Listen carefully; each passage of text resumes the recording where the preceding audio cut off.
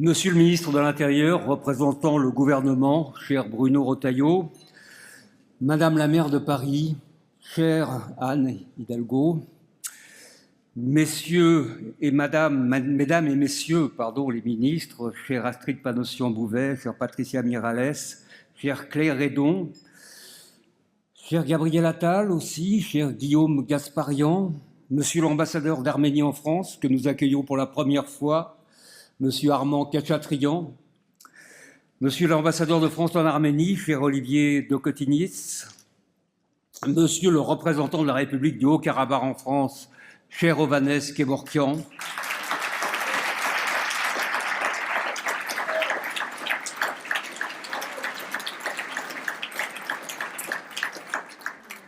vous êtes extrêmement nombreux et je ne peux pas citer tout le monde. Alors, mesdames et messieurs les parlementaires, sénateurs, maires, présidents et vice-présidents de région, mesdames et messieurs les ambassadeurs, préfets, représentants d'associations et des cultes, mesdames et messieurs de la société civile, de la presse, des arts et du spectacle, en vos grades et qualités, chers amis, permettez-moi de vous exprimer au nom du CCAF notre profonde gratitude pour votre présence à cet événement annuel. Ce dîner, davantage encore qu'un rendez-vous républicain, est le symbole d'un engagement, d'une fidélité, d'un soutien partagé. Il nous réunit autour d'une cause, celle d'un petit pays fragile mais vaillant, l'Arménie, si proche de la France par son histoire, sa culture, ses valeurs, est toujours menacée précisément du fait de son histoire, de sa culture et de ses valeurs. Ce soutien que nous apportons à l'Arménie, seul État dans la région se conformant aux normes démocratiques européennes, est inséparable de celui que nous avons toujours manifesté au Haut-Karabakh, symbole contemporain de toute la problématique arménienne. Pendant 3 décennies, ce peuple qui s'était libéré du joug de la dictature azerbaïdjanaise ne s'est pas seulement battu pour un droit, celui à l'autodétermination, mais tout simplement pour son existence. L'issue du conflit a, hélas, confirmé combien ces craintes étaient justifiées. La République du Haut-Karabakh a été rayée de la carte par la coalition Ankara-Bakou en septembre 2023. L'Azerbaïdjan n'a eu à subir aucune sanction pour ce crime, sinon la mauvaise note de l'ONG Freedom House, qui l'a désigné comme le pire des pires pays, je cite, en matière de violation des droits de l'homme. Les Arméniens ont été chassés comme des chiens, pour reprendre les mots du président Aliyev. Un pan supplémentaire de leur territoire est tombé dans l'escarcelle de l'impérialisme pan-turc. Ou, si l'on préfère, et pour le dire avec les mots glaçants d'Erdogan, le Karabakh a, je cite, repris sa place sereine parmi les pays de l'islam à l'ombre du croissant. Une nouvelle fois, les Arméniens sont venus grossir les rangs des réfugiés de la planète. Cette tragédie s'est déroulée dans une indifférence quasi générale. À une exception notable, la France, qui apporte à l'Arménie une assistance politique, diplomatique et militaire, ce qui a eu pour conséquence de l'exposer à des représailles azerbaïdjanaises, incarcération arbitraire de citoyens français à Bakou, manœuvre de déstabilisation outre-mer, assassinat d'opposants azéris sur le territoire national. Voilà, chers amis, où nous en sommes, dans une tragique répétition de cette histoire dont sont issus les Français d'origine arménienne. Aujourd'hui, le cauchemar continue, à ceci près qu'il ne s'agit pas d'un rêve, mais d'un plan de conquête.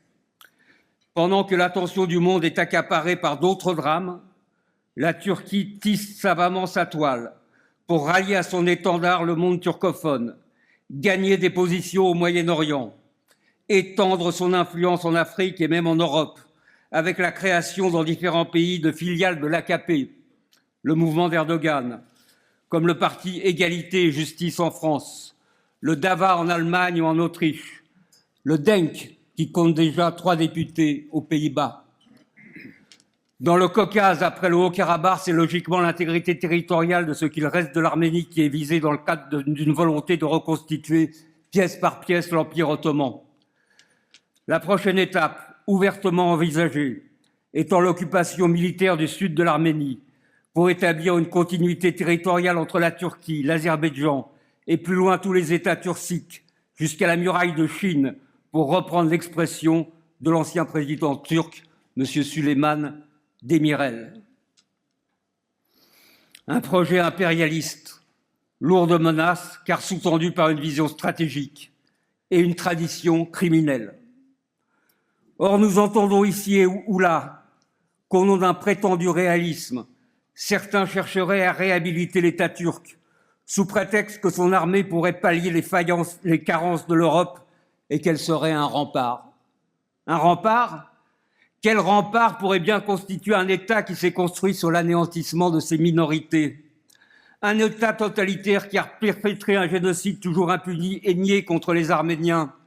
1 500 000 morts. 1 500 000 morts. Qui a massacré les Grecs, les Assyro-Chaldéens, les Yézidis, les Kurdes, qui occupent Chypre, qui a co-géré le nettoyage ethnique du Haut-Karabakh, qui instrumentalise les flux migratoires, qui cultive et propage l'antisémitisme, qui mène des opérations militaires illégales en Irak et en Syrie, qui soutient en ce moment même les djihadistes massacreurs d'Alaouites et de chrétiens dans la région de Latakia, et qui n'hésite pas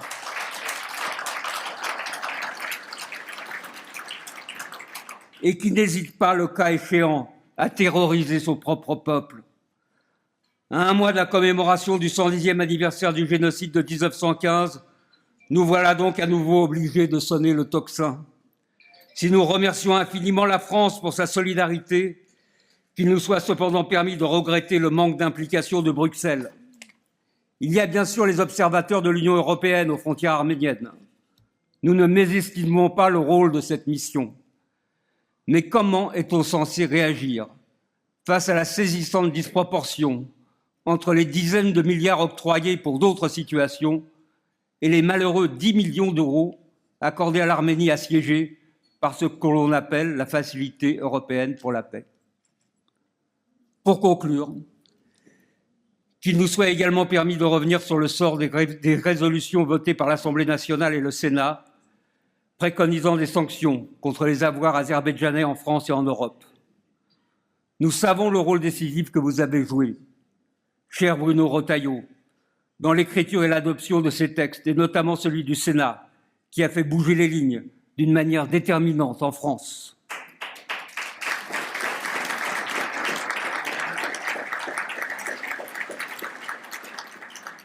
Nous vous en sommes, cher Bruno Retailleau, extrêmement reconnaissants.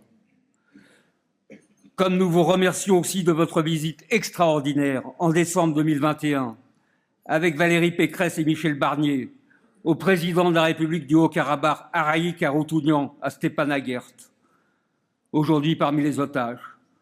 Nous ne l'oublierons jamais.